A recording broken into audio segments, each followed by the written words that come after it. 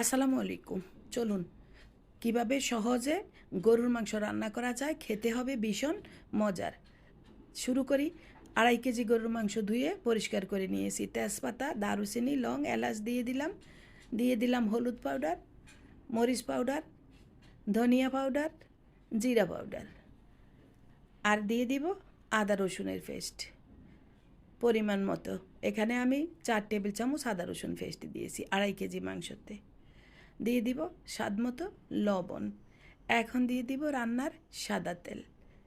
যাদের রান্নাঘরে দাঁড়িয়ে রান্না করার সুযোগ কম, সময় কম, তাদের জন্য এই রেসিপি। উপর থেকে বেশ কিছুটা পেঁয়াজ দিয়ে দিলাম। আর এখন শুধু ঢাকা দিয়ে চুলা মিডিয়াম হিটে রেখে আমি চলে যাব। মাংস যখন 70% সিদ্ধ হয়েছে, আলু কেটে দিয়েছি। আলু কেটে ঝোলের জন্য পানি দিয়ে রান্না করে নিয়েছি। আর নামানোর আগে দিয়েছি গরম মশলা পাউডার। খুবই মজার গরুর মাংস রান্না।